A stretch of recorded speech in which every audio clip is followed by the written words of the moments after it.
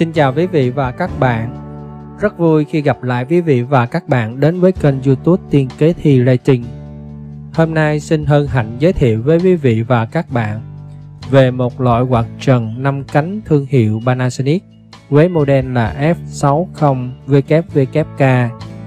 Đây là dòng sản phẩm được thiết kế độc đáo với 5 cánh quạt mạnh mẽ thanh thoát, tạo luồng gió mát tự nhiên và trong lành. Thưa quý vị và các bạn, các loại quạt trần thông thường có 3 hoặc 4 cấp độ gió.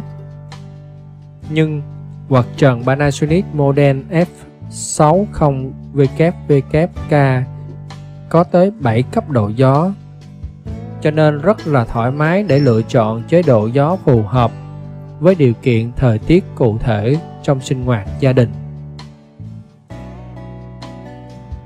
Thưa quý vị và các bạn, trong số đó thì có thêm 2 cấp độ gió đặc biệt. Thứ nhất là chế độ gió tự nhiên.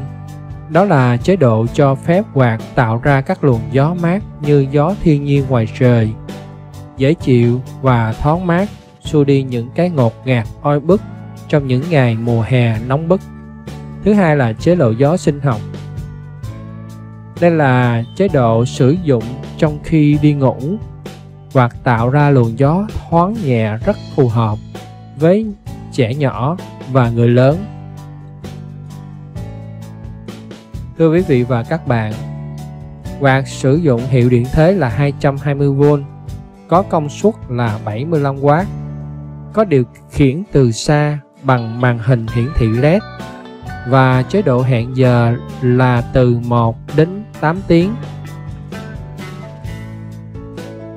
Quạt được sản xuất tại Malaysia với công nghệ của Nhật Bản, được nhập vào Việt Nam bởi công ty Panasonic Việt Nam.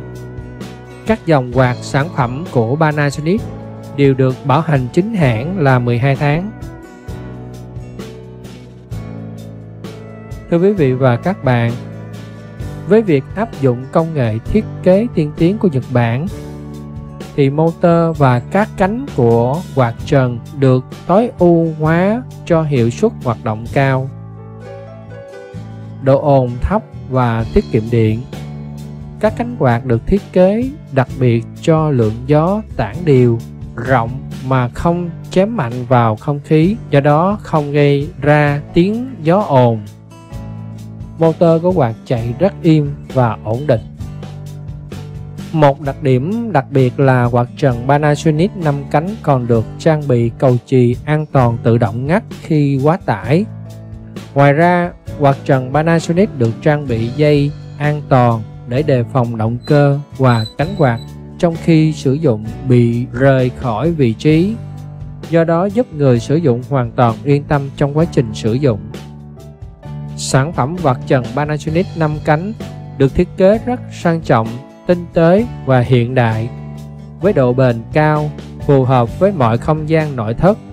Quạt có màu trắng viền bạc nổi bật, thiết kế 5 cánh khỏe khoắn và tinh tế, chắc chắn sẽ làm tôn thêm vẻ đẹp sang trọng và hiện đại cho không gian nội thất ngôi nhà.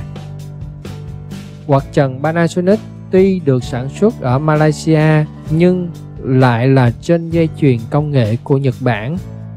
Do đó, nó đáp ứng được đầy đủ các tiêu chuẩn khắt khe về mặt kỹ thuật, độ an toàn và tính tiết kiệm điện của nó. Motor của quạt rất bền và chạy im.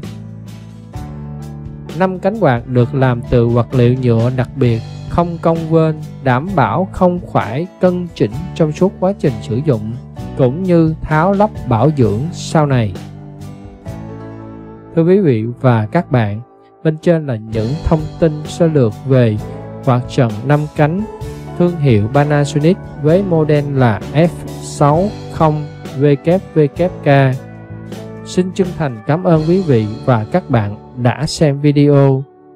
Xin chào tạm biệt và hẹn gặp lại trong một video khác.